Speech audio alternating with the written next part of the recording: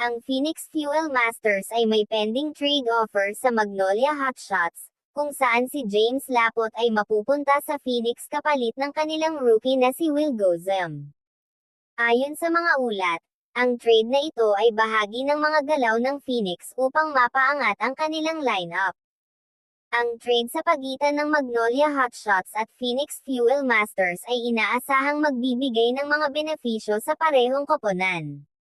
Ayon sa mga ulat, ang Magnolia ay makakakuha ng isang promising young player na si Will Gozem, kapalit ni James Lapot na mapupunta sa Phoenix. Ang Magnolia ay inaasahang makakamit ng mas malakas na lineup sa pagdating ni Will Gozem, na isang rookie na may potensyal na magpakita ng kanyang talento sa liga. Si Will Gozem ay inaasahang makakatulong sa Magnolia na makamit ang kanilang mga layunin sa season na ito. Sa kabilang banda, ang Phoenix ay makakakuha ng isang 6'10" na player na si James Lapot, na may karanasan sa liga, na inaasahang makakatulong sa Phoenix na bumangon sa season at makasunod sa mga nangungunang koponan sa liga. Ang trade na ito ay bahagi ng mga galaw ng mga koponan upang mapaangat ang kanilang lineup at makamit ang mga layunin sa season na ito. Ang trade offer sa pagitan ng Magnolia Hotshots at Phoenix Fuel Masters ay inaasahang magkakaroon ng mga epekto sa mga koponan. Para sa Magnolia Hotshots, makakakuha sila ng isang promising young player na si Will Gozem, na may potensyal na magpakita ng kanyang talento sa liga. Ngunit mawawalan sila ng isang center na si James Lapot, na may karanasan sa liga. Habang ang Phoenix Fuel Masters naman ay makakakuha ng isang mahusay na player na si James Lapot, na may karanasan sa liga, na may average na 10 points per game, 5 rebound per game, at 2 assist per game. Ngunit mawawalan sila ng isang promising young player na si Will Gozem, na maaaring magpakita ng kanyang talento sa liga. Ang trade na ito ay bahagi ng mga galaw ng mga koponan upang mapaangat ang kanilang lineup at makamit ang mga layunin sa season. Ang epekto ng trade na ito ay depende sa pagganap ng mga bagong player sa kanilang mga koponan. Kung sakaling tanggapin ang trade offer na ito, ang mga koponan ay kailangang gumawa ng mga adjustment upang makapagpatuloy ang kanilang mga plano. Sa Magnolia Hotshots, kailangan nilang i-adjust ang kanilang lineup upang makapagpatuloy ang kanilang mga plano sa pag-atake at pagdepensa. Si Will Gozem ay isang promising young player, kaya kailangan nilang bigyan siya ng mga oportunidad upang makapagpakita ng kanyang skills sa laro. Kailangan nilang hanapan ng mga paraan upang mapalakas ang kanilang koponan sa pag-alis ni James Lapot. At sa Phoenix Fuel Masters naman, kailangan nilang i-adjust ang kanilang lineup upang makapagpatuloy ang kanilang mga plano sa pag-atake at pagdepensa. Si James Lapot ay isang center na big man, kaya kailangan nilang bigyan siya ng mga oportunidad upang makapagpakita ng kanyang lakas at talento.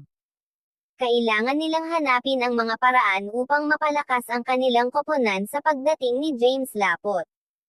Ang mga adjustment na ito ay depende sa mga kakayahan ng mga bagong player at sa mga plano ng mga koponan. Ang mga coach at management ng mga koponan ay kailangang gumawa ng mga desisyon upang makapagpatuloy ang kanilang mga plano. Sa palagay ko, ang Magnolia Hotshots ang may advantage sa trade na ito. Ito ay dahil si Will Gozem ay isang promising young player na may potensyal na magpakita ng kanyang talento sa liga, at ang Magnolia ay makakakuha ng isang mahalagang asset para sa kanilang kinabukasan. Ang Magnolia ay mayroon ng malakas na lineup, at ang pagdagdag ni Will Gozem ay makakatulong sa kanila na mapalakas ang kanilang koponan. Samantala, si James Lapot naman ay isang mahusay na player, ngunit ang Phoenix ay makakakuha ng isang player na may karanasan sa liga, na makakatulong sa kanila na bumangon sa season. Gayunpaman, ang trade na ito ay depende sa mga kakayahan ng mga bagong player at sa mga plano ng mga koponan.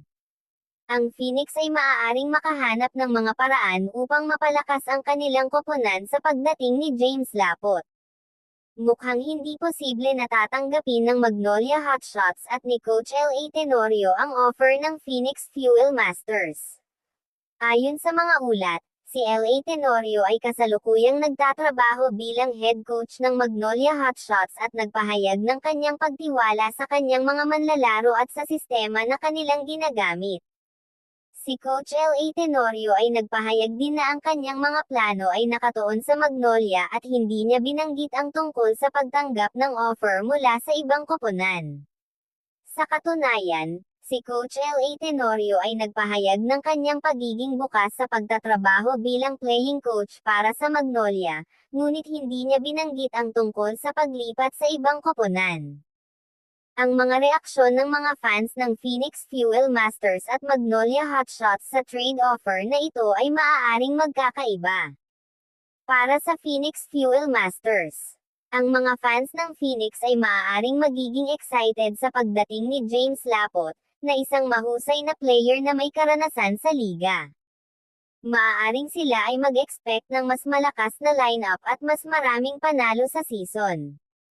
Gayunpaman, ang ilan ay maaaring mag-alala sa pag-alis ni Will Gozem, na isang promising young player. Habang ang mga fans ng Magnolia Hotshots ay maaaring magiging disappointed sa pag-alis ni James Lapot, na isang mahalagang player sa kanilang lineup. Maaaring sila ay mag-alala sa kakayahan ng koponan na makapagpatuloy sa kanilang mga plano sa season. Gayunpaman, ang ilan ay maaaring mag-expect ng mas maraming oportunidad para sa mga young players sa koponan. Ang mga reaksyon ng mga fans ay depende sa kanilang mga inaasahan at pagtitiwala sa kanilang koponan. Ang trade offer ng Phoenix Fuel Masters sa Magnolia Hotshots ay hindi pa opisyal na kinumpirma, kaya aabangan natin ang susunod na update. Kung may mga katanungan pa kayo tungkol sa topic natin, komento nyo lang sa ibaba ng ating video para mapag-usapan natin yan, at kung umabot ka naman dito paki-subscribe mo naman ang ating channel para updated ka sa mga bagong upload natin dito. Yun lamang po at maraming salamat po sa inyo.